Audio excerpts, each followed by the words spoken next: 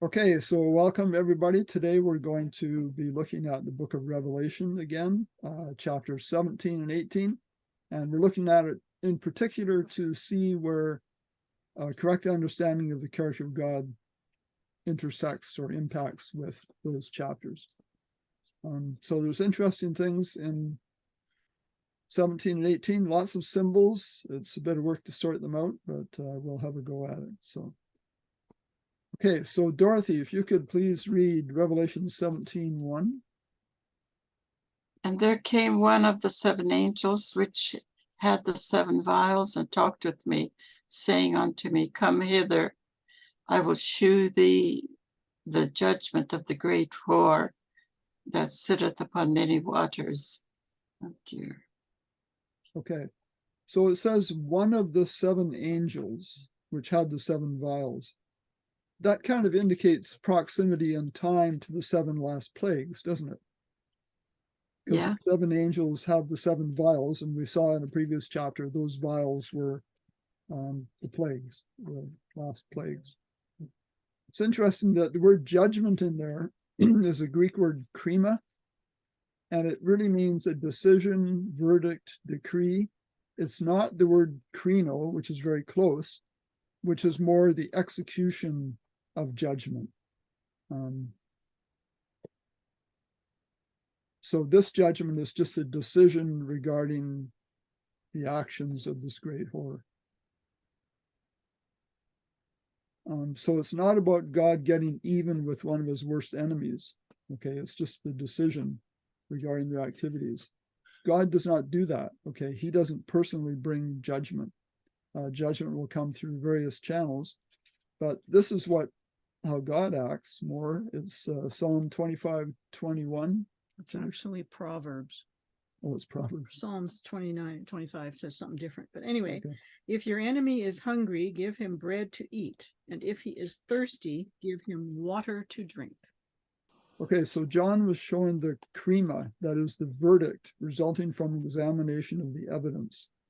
And really, the krima, the judgment based on evidence, could be made by anyone.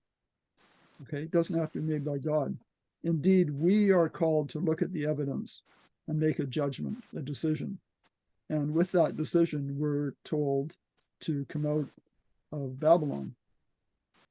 So this is kind of diagramming Revelation 17:1. I will show unto thee the judgment of the great whore that sitteth upon many waters. So this is just a very crude diagram. Obviously, I didn't use a picture. I just put the word there for a whore on a chair. So sitting upon, this is like a lake, many waters. Okay. Does that make sense? Yeah. So it's called a whore, or we could say prostitute, because of illicit relationships. Okay. Gone from her spouse or whatever. And waters are peoples, multitudes, nations, and tongues, we're told in Revelation 17:15, which we'll read that in a bit. So sitting on many waters or peoples, etc. Jeremiah, when he was writing about ancient Babylon, said this, Jeremiah 51:13-14. O you who dwell by many waters, abundant in treasures, your end has come, the measure of your covetousness. The Lord of hosts has sworn by himself, surely I will fill you with men as with locusts, and they shall lift up a shout against you. Okay, so it's just another verse showing that Babylon is associated with many waters, dwells upon, or a verse here said, sits upon many waters. Okay, let's read 17:2. Michael. With whom the kings of the earth have committed fornication, and the inhabitants of the earth have been made drunk with the wine of her fornication. Okay, so more symbols here. Kings of the earth are just political powers, the leaders of nations, whether we call them a king or a president or whatever. Wine is used in scripture to represent doctrine. And fornication indicates going after other lovers, going after others and away from God. whether it's idolatry or whatever. Okay, I think that's pretty straightforward. Revelation 17:3, Paul. So he carried me away in the spirit into the wilderness, and I saw a woman sitting on a scarlet beast, which was full of names of blasphemy, having 7 heads and 10 horns. Okay, so we have a scarlet colored beast. And how do we identify that? Let's go to Revelation 12:3. That tells us right out who that is. Dorothy, Revelation 12:3. And there appeared another wonder in heaven, and behold, a great red dragon, having 7 heads and 10 horns, and 7 crowns upon his heads. Okay, does that help us with Revelation 17:3? In fact, I put a little table here. Revelation 12:3 that we just read above, and then 17:3, which we're trying to understand. In both cases, we've got beast, it's red or scarlet, which is, of course, a form of red. In both cases, there's 7 heads, and in both cases, there's 10 horns. So it's pretty clear that the scarlet colored beast is the great red dragon. And actually, there's another verse I could have put in here that actually says Satan. 12:9. 12:9. Okay. Yeah. You want to read that, Michael? Revelation 12:9, and the great dragon was cast out, that old serpent called the devil and Satan, which deceives the whole world. He was cast out into the earth, and his angels, demons, were cast out with him. Okay, good. So it's pretty clear that Satan is the scarlet colored beast and the red dragon. Okay, we can equate all those, and we need to remember that because we're going to come up to that quite a few times here. So it also says in Revelation 17:3, woman sit upon the scarlet colored beast. So we've got this woman seated. Okay, so I put this beside the first diagram I had. I saw a woman sit upon the scarlet colored beast. So we've got this woman, this horse sitting in both cases. In Revelation 17:1, it's upon many waters, and in 17:3, it's upon a scarlet colored beast. So are the many waters the same thing as the beast? Not necessarily. Can Beast could be on the many waters.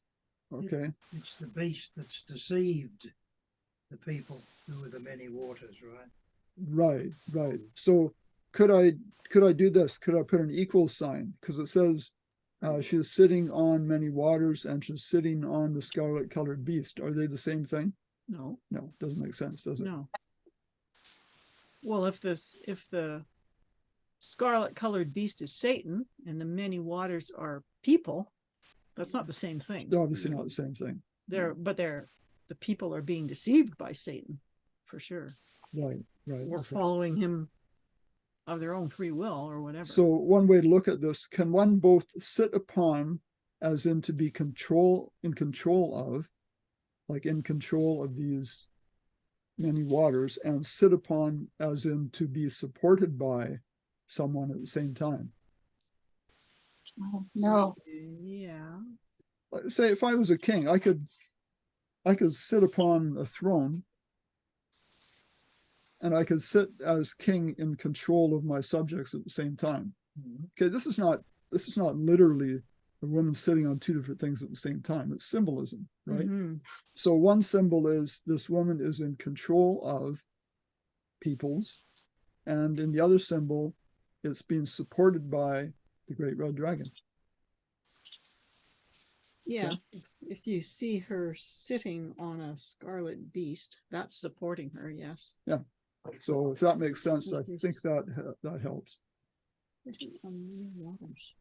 Okay. She's also described as having 7 heads and 10 horns.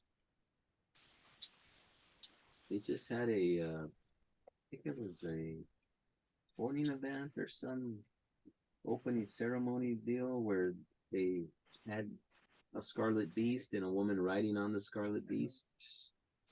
Really? Yeah, Not surprised. They do that sort of thing all the time at big Yeah. events.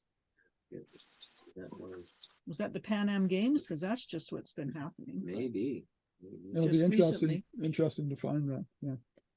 So it also says this beast had 7 heads and 10 horns. Okay, so I've just done that very crude. You don't have obviously. enough horns. I don't. You only got 7. Oh, okay. I should add more. Oh, it looks like about the same, I thought to myself. You Okay. can add them later. Yeah, that's not very artistic, is it? There's a better one. Yeah, isn't she cute? Yeah. Aren't they cute? Okay. There's a woman sitting on scarlet colored beast with 7 heads and 10 horns. Nice kitty. Yeah. Yes. And the woman was arrayed in purple and scarlet color, and decked with the gold and the precious stones and bills, having a golden cup in her hand, full of abomination and the filthiness of her fornication. Okay, thank you. Okay, so it mentions in there purple and scarlet. Okay. There are actually 26 verses in the Bible where blue and purple and scarlet are mentioned together in connection with the sanctuary and its services. So lots of them in Exodus and Leviticus, etc. And here's one example, Exodus 26:31. Judy. You shall make a veil woven of blue and purple and scarlet yarn and fine linen thread. It shall be woven with an artistic design of cherubim. Okay. What is significant when we look at Revelation 17:4, which says purple and scarlet? What's significant about the fact that there's no blue mentioned there when they're so commonly combined together in the Bible? Doesn't blue represent God's law Yeah. or character or something? Blue is, it's a good color. It's a good color. If you don't have blue. This also represents faith as well. Oh, okay. But yeah, you could say faith and God's law for sure. So we can see that in Exodus 24:10. And they saw the God of Israel, and there was under his feet, as it were, a paved work of a sapphire stone, which is blue, and as it were, the body of heaven in his clearness. Okay, I never thought of this, but the body of heaven, I mean, if you look up into heaven, like the sky, it's blue, right? So Yes. that might be what that is referring to. I never thought of that. So this was really to remind us of God's commandments. I put a verse there, but we don't need to go there. So blue is linked to the law of God and to faith. So it also refers to this woman having a cup in her hand full of some nasty stuff here. Yeah. A cup full of, to drink a cup is to partake of an experience. We talked about that recently. Remember Yeshua in the Garden of Eden praying to his Father, if you're willing, take this cup from me. There's a few allusions to that kind of drinking, being taking part in an experience. Okay, let's go to Revelation 17:5, Paul. And on her forehead a name was written, Mystery Babylon, the Great, the mother of harlots and of the abominations of the earth. Okay. The word upon there is from the Greek word epi, and it's the same word as in several verses here. I will write upon him the name of my God, Revelation 3:12. Revelation 13:16 talks about receiving a mark in their right hand or in their foreheads. Revelation 14:1, having his Father's name written in their foreheads. And Revelation 22:4 says, and his name shall be in their foreheads. So when it says upon her forehead, it's really like not inscribed on the outside of the forehead where you could see it visibly. It's in the forehead, in the mind or the thinking. Okay, so it's more about internal character than an external label. Okay, and what does mother suggest? There's children. Okay, good. It says mother of harlots. And in fact, this is a mother of harlots. Who are her children? Illegitimate They're children. harlots. She's a They're- mother of harlots. Oh yeah, she's a mother of harlots. Yeah, Okay. Baby harlots. yeah, Baby harlots. That's quite a term. My margin says fornication, Or what? mother of fornication, Okay, abominations. okay. Let's go to Revelation 17, 6 and 7. Dorothy. And I saw the woman drunken with the blood of the saints and with the blood of the martyrs of Jesus. And when I saw her, I wondered with great admiration. 7. And the angel said to me, wherefore did thou marvel? I will tell thee the mystery of the woman and the beast that carrieth her, which hath 7 heads and 10 horns. Okay. Oh. Do you kind of wonder why it says admiration? Yeah, It doesn't look like something to admire, but admiration would be better translated as wonder. Okay, I wondered with great wonder. He was astounded at what he saw. Yeah, Yes. yeah, something Great like that. amazement. Great amazement. Yeah. Mhm. Not really admiration. Like, So what is this? and the marvel, wherefore didst thou marvel? That's the same Greek word as wondered in verse 6. Okay, so it's all wonder. You know, if he says I wondered, it would make sense that the angel would say, why did you wonder? Right? And the beast must be Satan. We've established that, I think, quite readily. 7 heads and 10 horns. Okay, let's go to 17:8. Evans, please. Okay, the beast that thou sawest was and is not, and shall ascend out of the bottomless pit, and go into the ditching, and they that dwell on the earth shall wonder, whose name were not written in the book of life from the foundation of the world, when they behold the beast that was, and it and yet peace. So the bottomless pit here, oops, the bottomless pit, we could say, is the opposite of the highest heaven, if that makes sense. 1 Kings 8:27, Judy, if you could read from the New Living Translation here.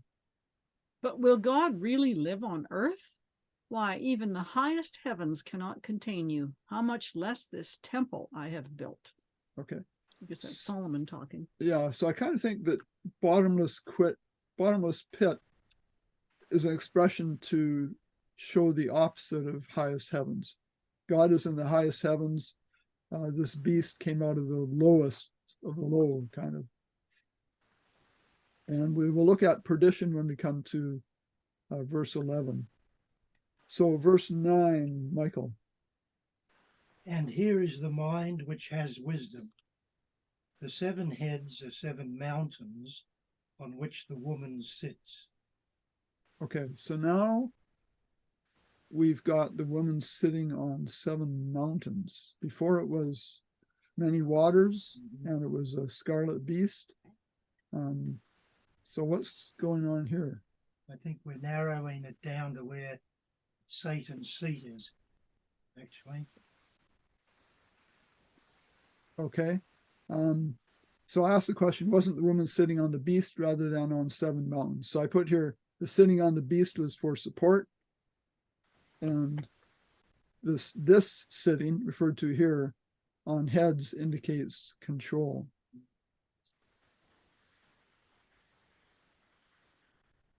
Well, she's sitting on the beast, and the beast has 7 heads, so she's sort of sitting on 7 heads, Yes. And the idea is though The- not literally. the woman has, no, this is all figurative. No. The woman has control of these 7 mountains then. So 7 heads are 7 mountains.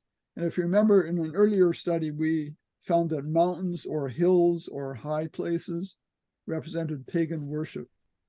Okay, remember they would always go out and break the idols in the high places in Israel. And we found, this is one way to understand this.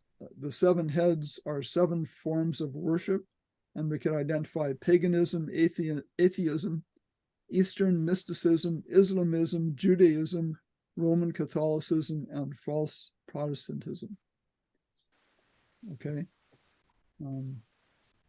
We came up with pantheism and thought that could be included in paganism. If you think of other isms, we'll fit them in or whatever. So who is the woman dressed in purple and scarlet and decked out with the pearls and gold and everything? Who is she usually identified with or identified as in terms of this list? Number 6, Should we say number 6, which is Roman Catholicism, or Yes. sometimes anyway. Yeah. okay? I put the papacy here, which of course is the head of Roman Catholicism. And sometimes it's the part of the reason for that is because Rome sits on 7 hills or something. There's that identifying feature too. Yeah, physically there's seven geographic hills that Rome is on. So a little problem here though. Does it make sense that the woman is both sitting on the 7 heads and also is one of the 7 heads? That sounds like a problem. Yeah. I just this morning thought of the possible solution to that. We say Roman Catholicism, it's got that ism at the end. It's a belief system, like all of these are belief systems. Does the papacy equal Roman Catholicism? Yeah. Sort of, but Sort of, but I would say no, because Roman Catholicism is the belief system. It's all the things they believe in, whereas the papacy is what controls it. Yeah. Okay. the Pope, the papacy meaning the Pope. Yeah, the papal And system. the I papal missed the whole system. succession of popes. Yeah, okay. Yeah, so that kind of helps with that problem. I also put here Zionism, and this is something I've recently been exposed more to, and I don't totally understand it yet, but it seems that, yeah, I won't get into it.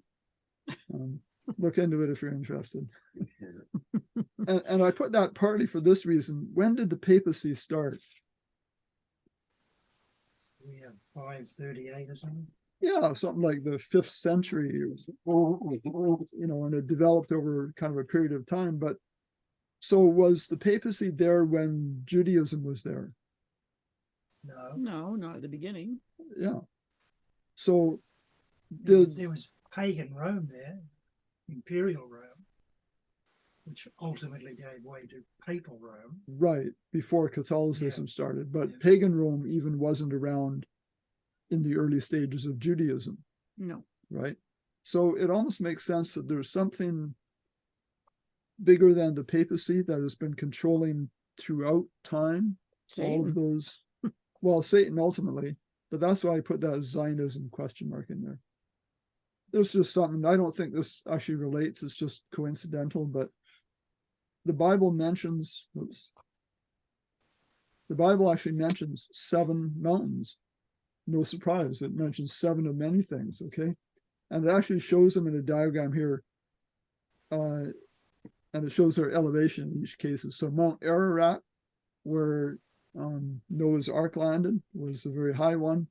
The Sermon on the Mount was given on just a small mount, not much elevation. And then between you've got Mount Carmel, the Mount of Transfiguration, Mount Zion, Mount of Olives, and Mount Sinai. Kind of interesting how that works. Mount of Transfiguration was what mountain? Yeah, I was just going to ask that. I don't think we know. It I, doesn't. I think it was Mount Hermon myself. Okay, it may not say in the verse, we'll have to look at that. It doesn't. I don't think it does. 'Cause it tells you it's close to Caesar Philippi. Okay. So the beast, it seems, is a whole system. It's the opposite of God's way. Mm. God's way is the highest heavens, and the beast is, the bottomless pit, kind of the other extreme. Okay, let's read 17:10, Paul. There are also 7 kings, 5 have fallen, one is, and the other has not yet come. And when he comes, he must continue a short time. So where it says there are 7 kings, apparently that would be better translated, they are also 7 kings. In other words, the heads are equated with the mountains and equated with the kings. Okay, there's 7 in each case, and they're the same, different maybe manifestations of the same thing. And then it says 5 are fallen, one is, and the other is not yet come. And we can take this list that we just saw and show that 5 are fallen. And by fallen, it really means a moral fall. Okay. And one is, and the other is not yet come. False Protestantism had not come at that point. This is at the time when John saw this vision. Is that what you're talking about? It's It can't be. It's not even the time so much as it's the location. Okay. So back in verse 3, he was in the wilderness when he saw this, and the wilderness can be understood, and many people understand it this way. The wilderness is not a place, but a period of time, as in the Dark Ages. And the Roman Catholic Church was there then. Mhm. Okay. This may not be exactly right, but it's one way of looking at it. So if John is in the wilderness and says 5 are fallen, and the heads are regarded, okay, this is another way of looking at it. Yeah. And the heads are regarded as world powers, then we can identify the kings / heads / mountains as Babylon, which was the first one, and was followed by Media Persia, and then Greece, and then pagan Rome, and then papal Rome. But if papal Rome 5 is fallen, and they're looking at it that way, then what is yet to come, you see? So Okay, it says it down here. So Dark Ages brings us to around 1798, although I think they were finished before that. Like, I'm not saying I even agree with this, but it's close. 1798, when the one that is would be atheism, as in France. Okay, there's the French Revolution, and atheism really took off at that point. And the one that is yet to come would be apostate Protestantism, especially in the United States. Okay. So I said here, not settled on that yet. There's various possibilities. So, okay, so we'll continue with Revelation 17:11. Dorothy, if you could read that, please. And the beast that was and is not, even he is the 8th, and is of the 7, and goeth into perdition. Okay, so who is the beast? Satan. Satan himself. I think that was pretty clear. He's of the 7, of all of them. So Yes. So Satan himself is the 8th head or mountain or king, you could say, is of the 7, is of that group. Okay. And what is that group doing? What are all these, let's use the word head. What are all those heads doing? They're ruling. they're spreading false doctrine. Okay, they're Yeah. spreading false doctrine. Remember, the heads are these here. So absolutely, they're spreading false doctrine at different times, different areas of the world, and different sets of false Yeah. doctrines. I mean, Eastern mysticism is quite different than false Protestantism, say. They're deceiving people. Right, right. Satan's pretty good at doing that. Yeah. I think the other ones all probably learn from him how to do that. Okay, let's go to John 17:12. Evans, please. John 17:12. Okay, while I was with them in the world, I kept them in thy name. Those that thou givest me, I have kept, and none of them is lost, but the son of perdition, Okay, that the scripture might be fulfilled. okay. Who is the son of perdition referred to in that verse? Judas. Satan, I think. Okay, Yeah, it was referred to Judas. Yeah. it was in that actually one. referring to Judas. So Judas was the son of someone or something, son of perdition. Hmm. Okay, The son of Son of the destruction. devil. Yes. son of the devil, we could say. Son Okay, of Satan. Yeah. Son of all Nick. okay. 2 Thessalonians 2:3, Judy.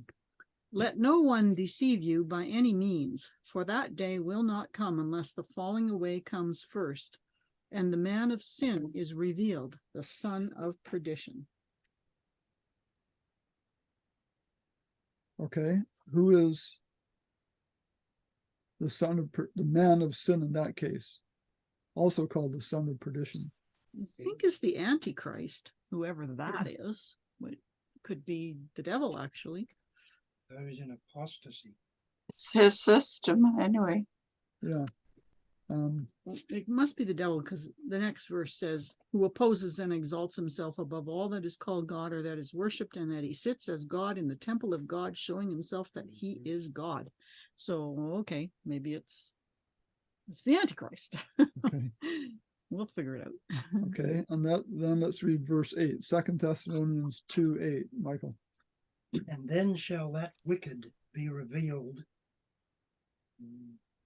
whom the Lord shall consume with the spirit of his mouth, and shall destroy with the brightness of his coming. Okay, so we see brightness of his coming associated with the second coming in other verses, but it's interesting to look at the word destroy here. Destroy does not equal to kill. Okay. If this is referring to the second coming, we know that Satan is not, finished off at that point, right? It's interesting because consume means destroy. And the destruction happening there is with the mouth. It's a spiritual, right? It's with the sword of truth that destruction's happening. Okay. So it's a different destroy than destroyed by the brightness of the coming, like you're saying. Right, okay. And then Revelation 17:12. Paul. The 10 horns which you saw are 10 kings who have received no kingdom as yet, but they receive authority for 1 hour as kings with the beast. Okay. It says in 1 hour is thy judgment come. Oh, in verse 18:10. Okay, I'm just pointing out the 1 hour here. And then, for in 1 hour so great riches are come to naught, Revelation 18:17. For in 1 hour is she made desolate, Revelation 18:19. So a few references to 1 hour. If you think in prophetic time, 1 hour is 1/24 of a day. And if you do the day-year comparison, then 1/24 of a year is about 15 days or about 2 weeks. Okay, not sure if that's legitimate or not. 1 hour can just refer to, like Jesus said a few times, this is your hour, or my hour is not yet come yet. It's just a way of saying that appointed time, like. It can also mean just a short time. Yeah. 1 hour is not very long. Right, yeah, short time. Okay, Revelation 17:13. These have one mind and shall give their power and strength unto the beast. Okay, so these, that's the 10 kings. Mhm. I didn't even consider this before. They receive power as kings in verse 12. And then verse 13, they give their power unto the beast. Oh, that's kind of interesting. It's kind of a back and forth thing, isn't it? It could be that they give their power to the beast, meaning they use their power on the beast has given them on behalf of the beast and his ways, like promoting his kingdom. That makes sense. Okay, Revelation 17:14, Evans. Okay. 14, okay, 17, 14, yeah. Okay, this shall make war with the Lamb, and the Lamb shall overcome them, for he is the Lord of lords, and the kings of kings, and they that are with him are called and chosen. It's muted. And Must be faithful. something going on. Okay. They are called and chosen and faithful. Okay, 17:15, Judy. And he said to me, the waters which you saw where the harlot sits are peoples, multitudes, nations, and tongues. Okay, so that's the verse, if you remember that early diagram I had with the blue representing peoples underneath the whore sitting on the chair. That's where we get this from, that the waters are people, etc. Okay, and then 17:16, Michael. And the 10 horns which thou saw upon the beast, these shall hate the whore, and shall make her desolate and naked, and shall eat her flesh, and burn her with fire. Okay, so desolate, we'll see that mentioned later in chapter 18, verse 19. Naked, we could associate with shame. I think in Genesis, Adam and Eve were naked and they were ashamed, so they're associated. And burn her with fire, we will look at that in chapter 18, which we're coming to here in a minute. Okay, let's just finish this up. 17:17, Paul. For God has put it into their hearts to fulfill his purpose, to be of one mind, and to give their kingdom to the beast, until the words of God are fulfilled.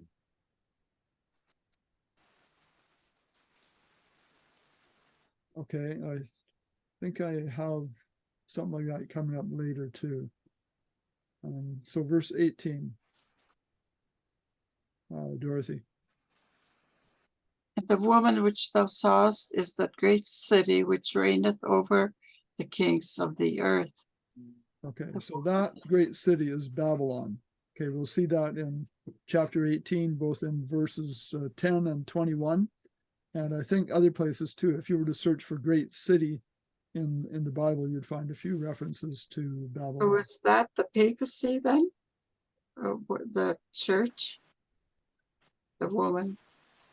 Well, the woman is that great city, which is Babylon, which is kind of this system that's reigning over kings of the earth and kind of controlling everything at a high level, and then controlling even the Catholic Church and other churches.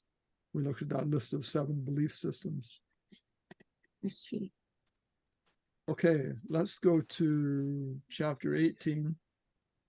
18:1. Revelation 18:1. And after these things I saw another angel come down from heaven, having great power, and the earth was lightened with his glory. Who is the angel there? It says another angel. We don't know. The fourth angel, The fourth angel, it says. another Nope. angel, another messenger. You suppose that's Yeshua? Well, remember, angel is Messenger. messenger. Mhm. So that's The not fourth very. angel. Pardon, Evans? I say it is the fourth angel. Yeah. Yes, fourth angel. And it actually has the same Yeah. or very similar message to the second angel of Revelation 14. It's true. Okay. And we'll see that in the next verse. Let's go ahead and read 18:2, Judy. And he cried mightily with a loud voice, saying, Babylon the Great is fallen, and has become a habitation of demons, a prison for every foul spirit, and a cage for every unclean and hated bird. Okay.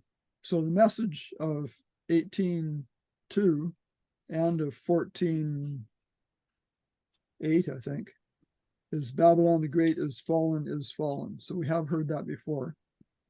Yes, you're going to read it next. Okay, yeah, let's actually read it here. Michael 14:8, please. And there followed another angel saying, Babylon is fallen, that great city, because she made all nations drink of the wine of the wrath of her fornication. Okay. False doctrine. Yes, wine is the false doctrine. Fornication is her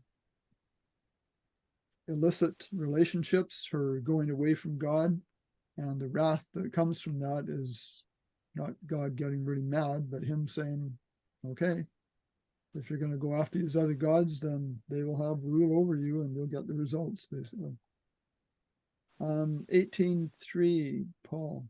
For all the nations have drunk of the wine of the wrath of her fornication. The kings of the earth have committed fornication with her, and the merchants of the earth have become rich through the abundance of her luxury. It says all nations. Yeah. Well, Revelation 12:9 talks about the whole world being deceived. Right. So have we reached that point? Has the world reached that point where all nations have been deceived, have been drinking of this false doctrine? Because That would be sort of the time of the end, I would think. yeah, because all nations, if we were to put this back in the time of, first or second century AD or something, there was nations or peoples, probably in North America even at that time, and they knew nothing of this. So I kind of think this is an end time setting, and the merchants of the earth are waxed rich. Okay, I think this could be pointing to about our time. Yeah, some of the nations of the earth are very rich. Yes, some not so much. Some not so much. Okay, 18:4 and 5, Dorothy. 4 and 5. And I heard another voice from heaven saying, Come out of her, my people, that ye be not partakers of her sins, and that ye receive not of her plagues, for her sins have reached unto heaven, and God hath remembered her iniquities. Yikes.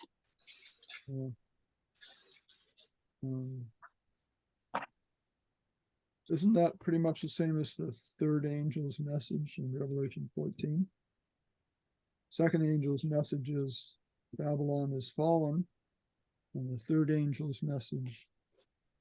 It's about the mark of the beast.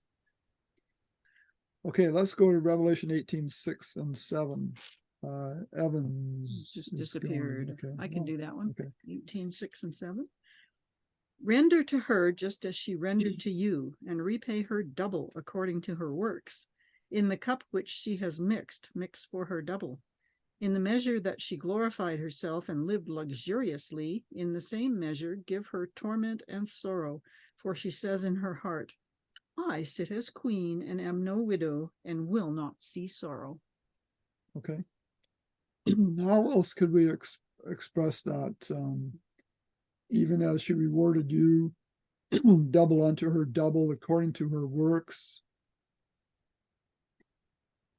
She's going to get what she deserves, Okay, but good. twice as much, it sounds like. Yeah. What goes around comes around. Yeah. You reap what you sow. Yeah. All those sorts of things. Yeah, definitely we reap what we sow. Yeah. Absolutely. Okay, let's go ahead and read 18:8 to 10. That would be Judy. Oh, 8 to 10. Yeah. Therefore, her plagues will come in one day, death and mourning and famine, and she will be utterly burned with fire, for strong is the Lord God who judges her. And the kings of the earth who committed fornication and lived luxuriously with her will weep and lament for her when they see the smoke of her burning, standing at a distance for fear of her torment, saying, Alas, alas, that great city Babylon, that mighty city, for in 1 hour your judgment has come.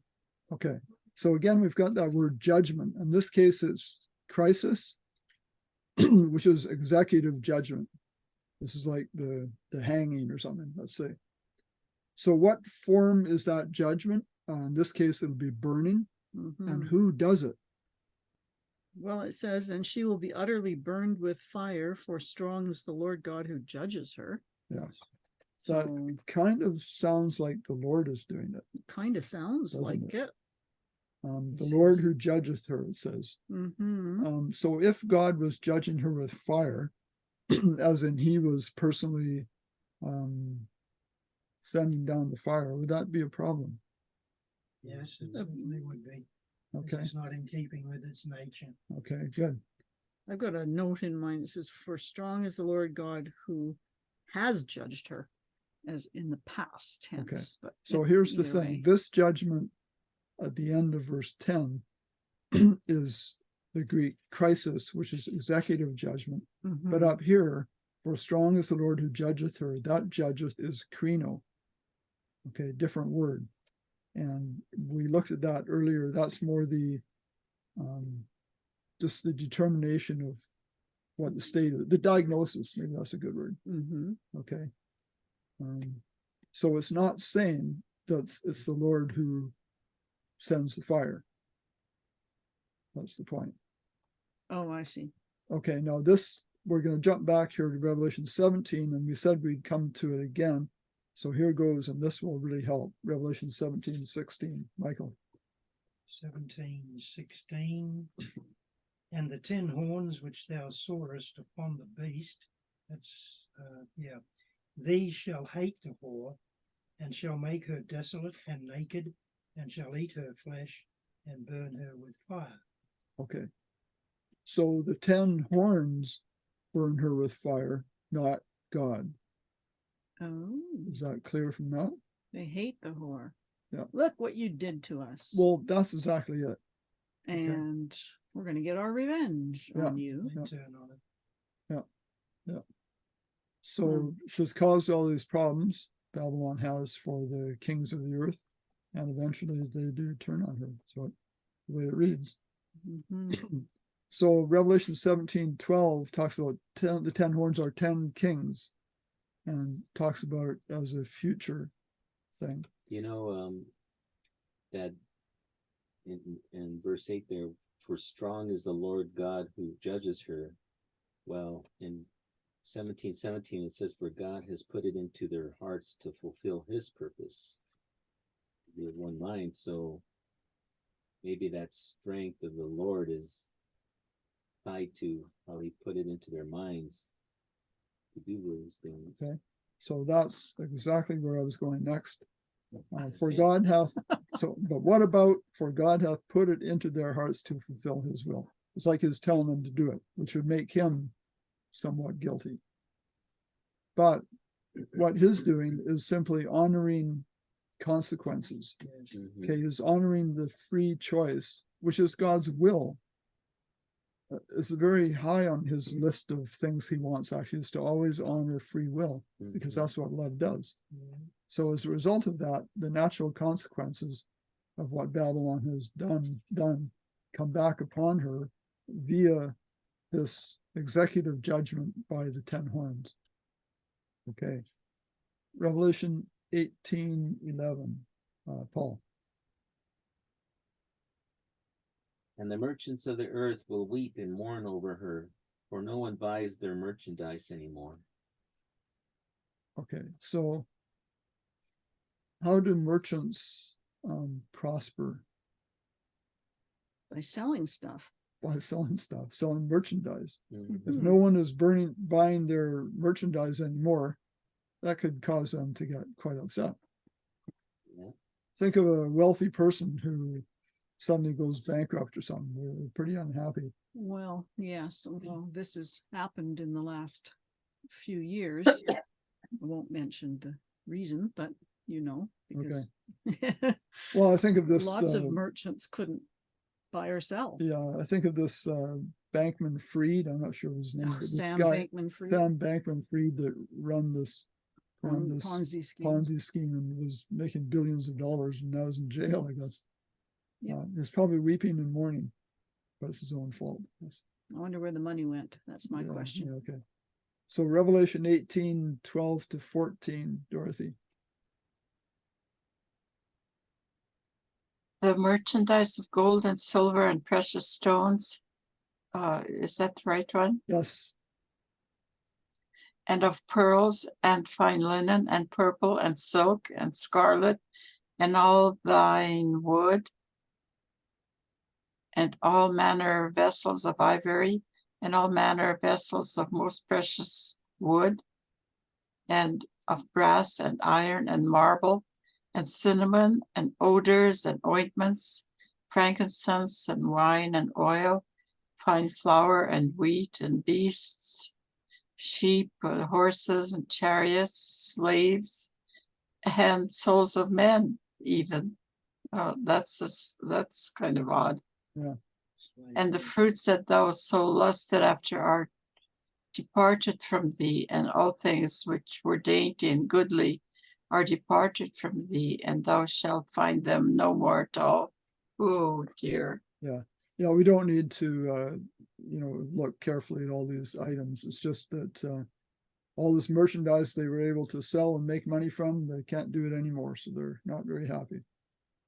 Nope. Okay. And this is kind of more of that. Revelation 18:15-18, Judy. The merchants of these things who became rich by her will stand at a distance for fear of her torment, weeping and wailing, and saying, Alas, alas, that great city that was clothed in fine linen, purple and scarlet, and adorned with gold and precious stones and pearls. For in 1 hour such great riches came to nothing, and every shipmaster, all who travel by ship, sailors, and as many as trade on the sea, stood at a distance, and cried out when they saw the smoke of her burning, saying, What is like this great city? Okay, so why did they cry? Because the city's burning up, and They weren't selling things. they Livelihood is burning. their livelihood is burning Yeah, up too. Yes, Exactly. it's Exactly. true. Mind you, by this point, the whole world is kind of falling apart anyway, so Yeah. wouldn't worry too much about your income. So the great city is Babylon. We've established that quite definitely. Okay, let's read 18:19, Michael. And cried when they saw the smoke of a burning, saying, What city is like unto this great city? And they cast dust on their heads and cried, weeping and wailing, saying, Alas, alas, that great city, wherein were made rich all that had ships in the sea, by reason of her costliness, her wealth. For in 1 hour is she made desolate. Okay, so we've got that 1 hour there again, which Yes. we've looked at before. Revelation 18:20, Paul. Rejoice over her, O heaven, and you, holy apostles and prophets, for God has avenged you on her. Okay, any thoughts about that? Vengeance is mine, saith the Lord. Yeah, God hath avenged you on her. 20.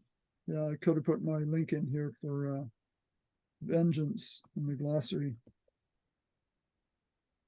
Needs to be correctly understood. Okay, verse 21. That's me. Dorothy. 21, yeah. And a mighty angel took up a stone like a great millstone and cast it into the sea, saying, Thus with violence shall the great city Babylon be thrown down, and shall be found no more at all. It's like Babylon have a millstone tied around its neck and it's cast into the sea or something. Thus with violence. Figuratively. Okay, figuratively. Well, Fact- isn't there scripture that Christ said something about if you hurt one of these little children, it'd be Yeah. better for you to have a millstone and be Yeah. cast into the sea. Right, right. It's just a bad thing to have Yeah, happen yeah. to you. So when the mighty angel took up a stone like a millstone and cast it into the sea, that's like an object lesson.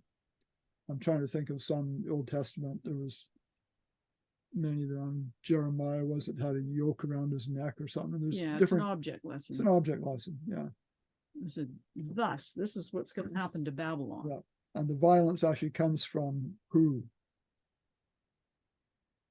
Well, doesn't it come from those 10 kings? Yeah, exactly. They're going to Yeah, kill yeah. him.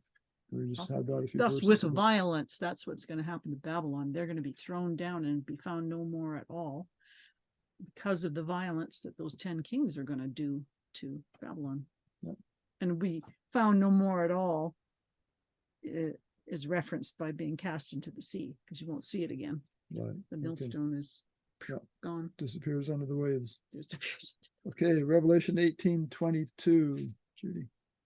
The sound of harpists, musicians, flutists, and trumpeters shall not be heard in you anymore, and no craftsman of any craft shall be found in you anymore, and the sound of a millstone shall not be heard in you anymore. Okay, so lots of be heard no more. So what is stopping there? What is what, sorry? What is stopping there? Be heard no more. Be heard no more. The economy is going to be gone. Basically, it's the economy. It's There's no music, there's no craftsmen, there's no no trading. no grinding at the mill. no, Nothing's going to happen there it's anymore. basically a collapse of world economy and Collapse of Babylon's economy, Yeah. anyway. okay, 18:23, Michael. And the light of a candle shall shine no more at all in thee, and the voice of the bridegroom and of the bride shall be heard no more at all in thee. For thy merchants were the great men of the earth. For by thy sorceries were all nations deceived. Okay, now here's an interesting thing. Gotta be careful what we say here, but sorceries comes from the Greek word pharmakeia, Absolutely. which means sorcery or witchcraft. And the first definition is actually the use or the administering of drugs. Yep. Okay, so, Or poisoning, or poisoning, or yes. sorcery, magic arts. Yeah. Oh, yeah. It's just- Yeah. So we can see that through sorcery, through pharmakeia, it's a key part in the deception of the last days, let's say. And, So it was Babylon that promoted all that. Yes. At all in thee, the thee there would be Babylon. Mm-hmm. Yeah. Okay, verse 24, Paul. And in her was found the blood of prophets and saints and of all who were slain on the earth. Okay. Who is included in all that were slain upon the earth? Yeshua. Okay. Martyrs, the blood of prophets and saints. Were and there of prophets, say, well before Yeshua's day? Mhm, all- Oh, yeah. All the way back, right? mhm. Yeah. There's been prophets for thousands of years. So this to me is another little point to show that this is not the Roman Catholic system or the papacy that was shedding the blood of prophets and all that were slain upon the earth, because many of them were slain before the time of the papacy. Mhm. Okay, so it's Babylon, really. It's something above and controlling even the papacy and other belief systems at different times. who is in charge of death? Satan. Yes, It's okay, the end result of his unfortunate involvement and, with all people. yes, So for me, all death, no matter from what's or who, Yeah. whether it's spiritual or whether it's physical, is all as a result of him. yes. The beast. Yeah. So where it says the blood, in her was found the blood of the prophets. Well, it's not physically blood, but it's the guilt of shedding the blood, we can say. So I've put a little table here, comparing Revelation 12 and Revelation 17, looking at two women. And you've got, you might want to take some time to go over this, but you can see that there's wonder in heaven in Revelation 12. There's wonder in the wilderness in Revelation 17. There's a woman in Revelation 12. There's the great horror in Revelation 17.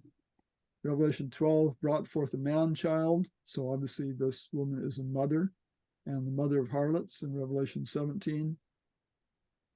The woman in Revelation 12 is clothed with the sun, and clothing is often likened to character, right? There's like the wedding garment parable. We use the term robe of righteousness. There's different ways in which character is likened to your clothing. And in Revelation 17, this woman is arrayed in purple and scarlet. It's not white. It's certainly not with the sun, which can symbolize the Father. And this woman is also standing on the moon. And we know that Father and Son can be likened to sun and moon. We see that in Joseph's dreams, for instance. So this woman is standing on the moon. In Revelation 17, the woman is sitting on the beast. The woman in Revelation 12 has a crown, and that crown is a Stephanos. Okay, it's a crown of victory, and it's bestowed by someone else. Okay, it's not like diadema, I think is the word, the diadem crown that one can gain by inheritance or conquering or whatever.